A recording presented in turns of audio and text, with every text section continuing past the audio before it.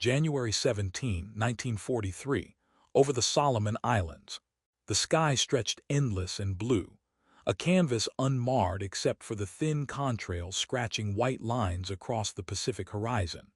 At 22,000 feet, the air was cold enough to frost the cockpit glass, thin enough to make every breath deliberate.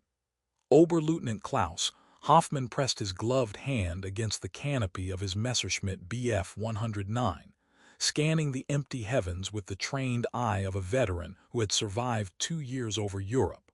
The sun hung low and golden, casting long shadows across the scattered clouds below. For a moment everything was still, peaceful even. Then his wingman's voice crackled through the radio, tight with confusion. "Zwölf Uhr Hoch. No, wait. Also 6 Uhr. I see. 2 aircraft. No, 1. Gott im Himmel, what is that?" Hoffmann's eyes snapped forward, and what he saw defied every instinct carved into him over countless dogfights above the Channel and the Eastern Front. Coming toward him, impossibly fast, was an aircraft unlike anything in his recognition manuals.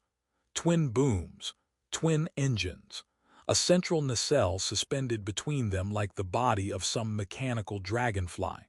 And it was closing the distance with terrifying speed, its twin-forked silhouette fragmenting his depth perception, making it impossible to judge range, impossible to anticipate angle of attack. His hands tightened on the stick.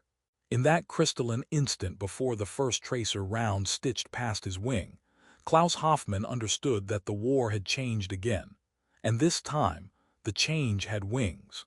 The Lockheed P-38 Lightning was not supposed to exist, at least not according to the conventional wisdom that governed fighter design in the late 1930s. When the United States Army Air Corps issued its 1937 specification for a high-altitude interceptor capable of reaching 400 miles per hour at 20,000 feet, most manufacturers dismissed it as fantasy. The technology did not exist. The engines were not powerful enough. The airframe would be too heavy, too complex, too fragile. But Lockheed's chief engineer, Hall Hibbard, and his brilliant young designer, Clarence Kelly Johnson, looked at the impossible requirements and saw not limitation but opportunity. They understood that reaching such speeds at such altitudes would require rethinking everything: propulsion, structure, armament, even the basic shape of the aircraft itself. The result was radical. 2 Allison V-1710 engines mounted on extended booms, counter-rotating to eliminate torque, each driving a propeller that spun in opposite directions. Between them, a central nacelle housing the pilot, the armament, and the tricycle landing gear, another innovation that would prove revolutionary. The armament itself was concentrated in the nose. 4 50 caliber Browning machine guns and 1 20mm Hispano cannon, all firing forward along the aircraft's centerline, eliminating the need for convergence adjustments and give firepower at any range.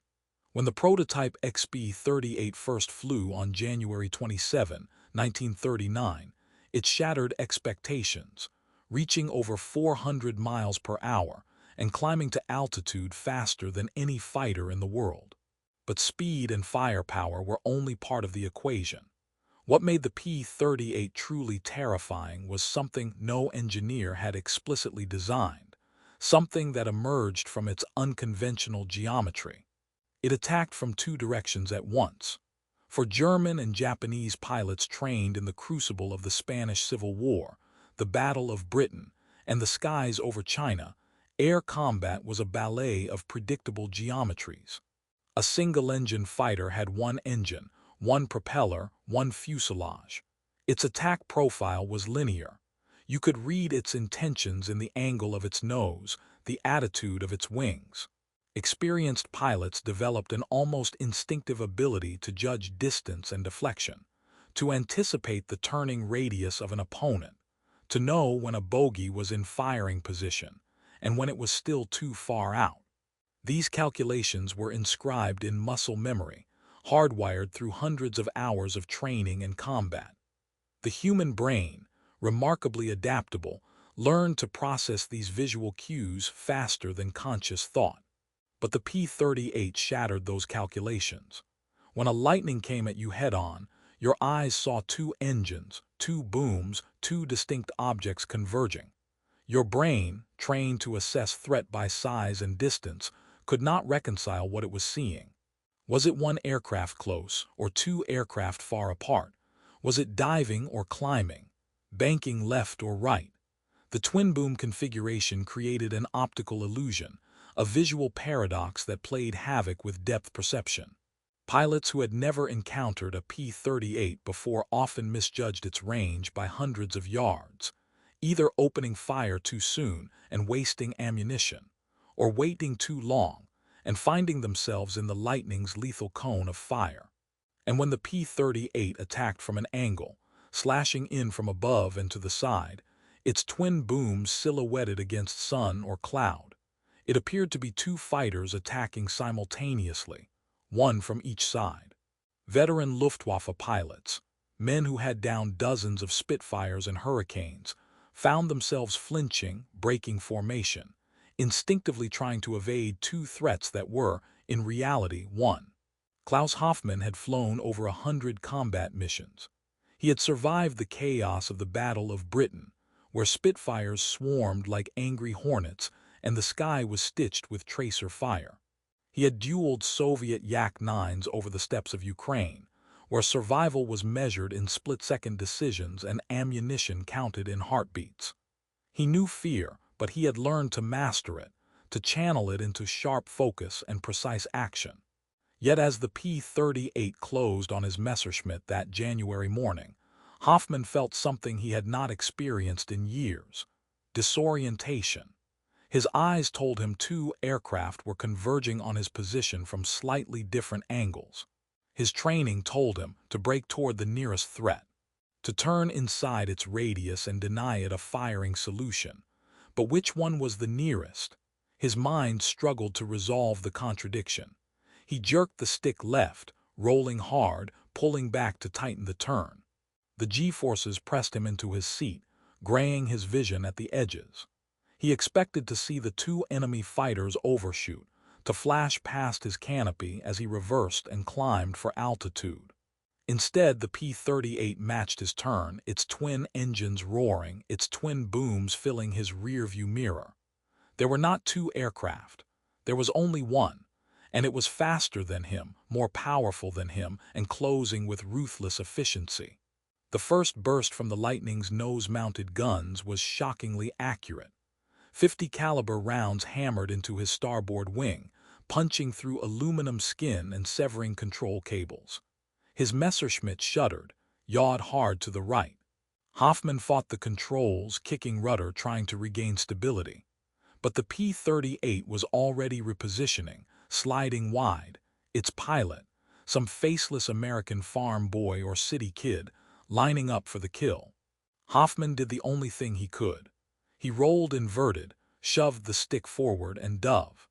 The Messerschmitt screamed toward the jungle canopy 8 miles below, air screaming past the damaged wing, the engine howling in protest. Behind him, the P-38 followed, patient and relentless. The fear the Lightning inspired was not limited to its optical trickery.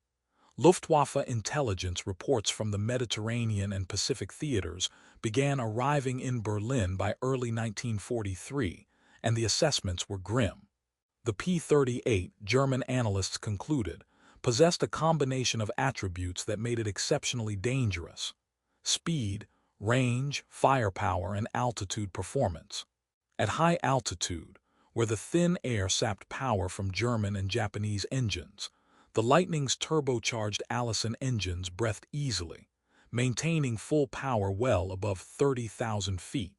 It could outrun almost any Axis fighter in level flight, and it could outclimb them at altitude. Its range, over 1,400 miles with drop tanks, meant it could escort bombers deep into enemy territory and still have fuel to fight. And those nose-mounted guns, all firing from a single point with no convergence issues, gave even novice pilots devastating accuracy. A 3-second burst from a P-38 could saw a zero in half or blow the tail off a Bf-109. German pilots began referring to the Lightning by a nickname that spread through fighter squadrons from North Africa to the Eastern Front. Der Gabelschwanz Teufel asterisk, the fork-tailed devil. The name was not born of respect alone. It carried an undercurrent of dread, a recognition that this American fighter represented something fundamentally different from what they had faced before. British Spitfires were nimble and dangerous, but they were also short-ranged and lightly armed. Soviet Yaks and Lavochkins were rugged and aggressive, but they lacked altitude performance. Yet what truly unnerved Axis pilots was not just the aircraft's performance, but what it represented. Every P-38 that appeared in the skies over Europe, the Pacific, or North Africa was a physical manifestation of American industrial might. Each Lightning required over 15,000 man-hours to build. Each one consumed tons of aluminum, miles of wiring, hundreds of instruments, 2 complex liquid-cooled engines. And the Americans were producing them by the thousands. Lockheed's Burbank factory operated around the clock, 3 shifts a day, 7 days a week. Women who had never held a rivet gun before the war now assembled wings and fuselages with precision. Engineers refined production techniques, shaving hours off assembly time, improving quality, increasing output. By 1944, Lockheed was delivering more than 30 P-38s every single day. For German pilots flying Messerschmitts cobbled together from salvaged parts, using ersatz materials and undertrained replacement pilots, the sheer abundance of American aircraft was demoralizing. You could shoot down a Lightning and the next day 2 more would take its place.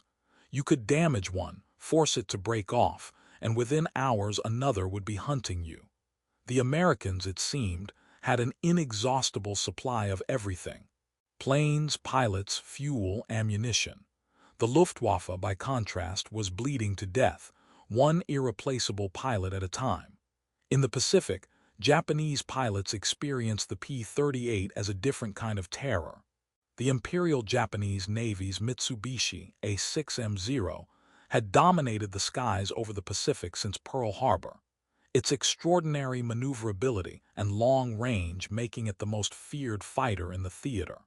American pilots flying Wildcats and early-model P-40s learned quickly that dogfighting a Zero was suicide. You did not turn with a Zero. You did not try to outmaneuver it. You either ran or you died. But the P-38 changed the calculus. Lightning pilots adopted tactics that exploited their aircraft's strengths and negated the Zero's advantages. They stayed fast. They stayed high. They used their superior speed and climb rate to dictate the terms of engagement, diving in sudden slashing attacks, firing devastating bursts, then zooming back up to altitude before the nimble Zeros could react. The Japanese called these tactics hit and run, and they found them infuriating. There was no honor in such fighting, no test of skill, no opportunity for the kind of close and swirling dogfight where Japanese pilots excelled. The Americans simply refused to play by those rules. They attacked from above, from behind, from out of the sun. They used their twin engines to absorb damage that would cripple a single-engine fighter. And they used their overwhelming firepower to obliterate targets in a single pass. Japanese pilots who survived encounters with P-38s reported feeling helpless, like prey being hunted by a predator they could. On April 18, 1943, a flight of P-38s from the 339th Fighter Squadron, operating out of Guadalcanal, executed one of the most daring and precisely planned interceptions of the war. American codebreakers had deciphered Japanese naval communications and learned that Admiral Yamamoto, architect of the Pearl Harbor attack and Japan's most brilliant naval strategist, would be flying from Rabaul to Bougainville aboard a Mitsubishi G4M bomber, escorted by 6 Zeros.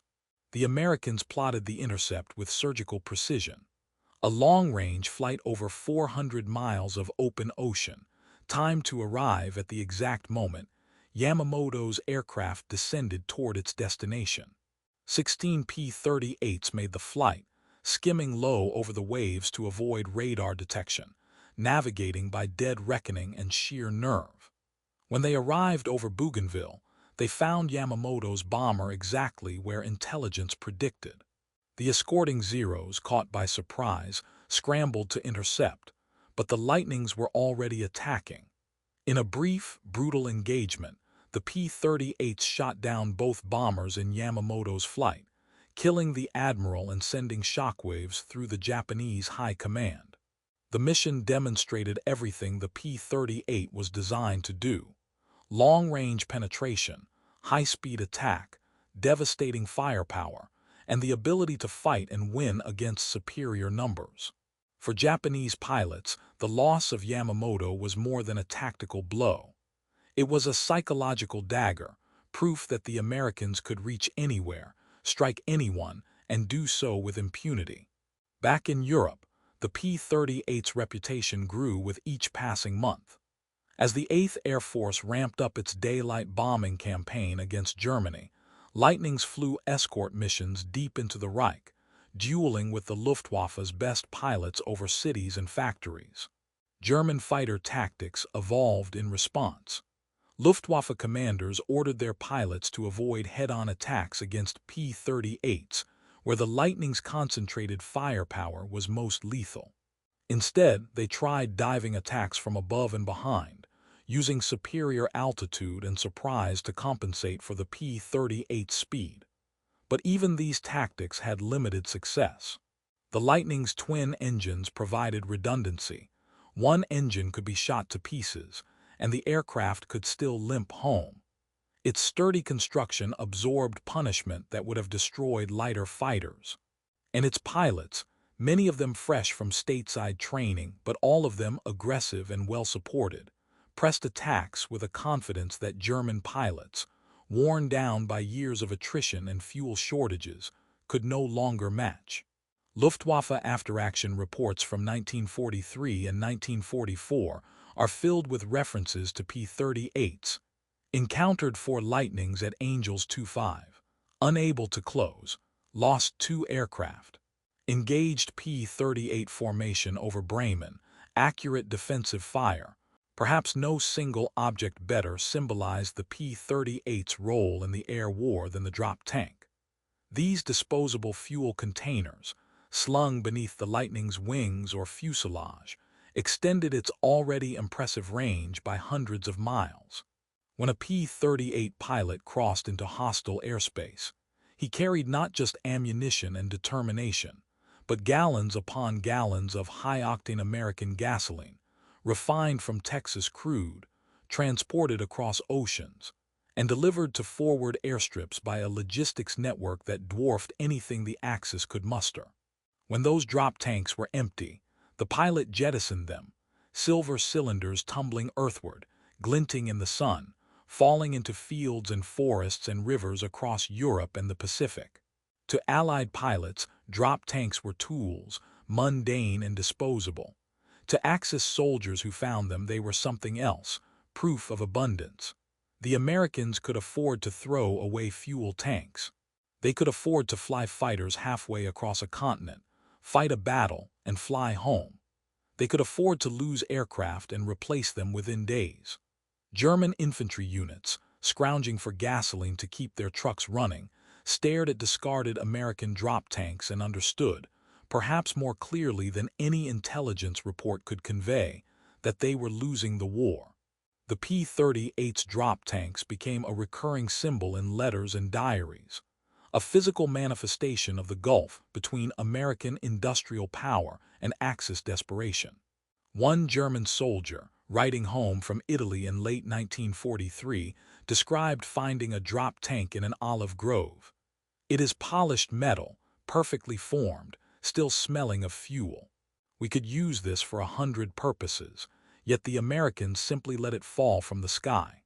How do you fight an enemy who has so much that he can afford to throw it away? Klaus Hoffmann did not die over the Solomon Islands that January day in 1943. He managed to pull out of his dive, coax his damaged Messerschmitt back to base, and land with one wing shredded and his hands shaking.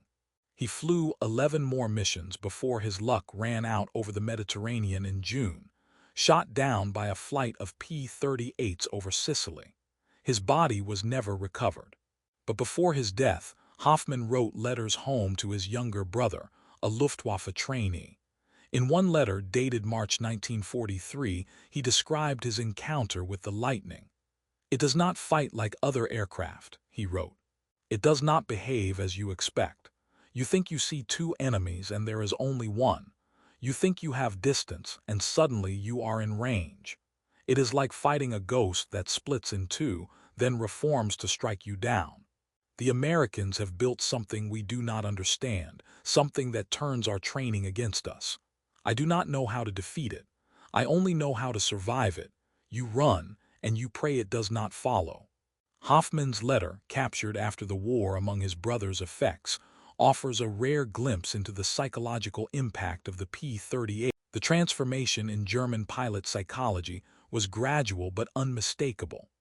In the early years of the war, Luftwaffe fighter pilots flew with swagger and confidence, secure in the knowledge that their Messerschmitts and Focke-Wulfs were among the finest aircraft in the world, and their training was second to none.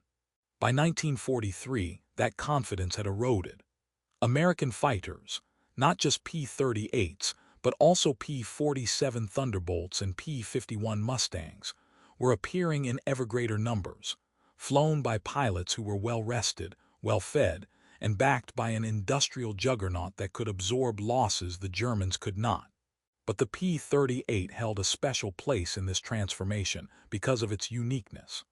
A German pilot might convince himself that a P-51 was just another single-engine fighter, something he had faced 100 times before. But there was no rationalizing the P-38. Its silhouette was unmistakable, its tactics were unpredictable, and its presence in the sky signaled that the Americans were not playing by the old rules. They were writing new ones, and they had the resources to enforce them. In the final years of the conflict, as Allied forces advanced across Europe and the Pacific, the skies filled with lightnings.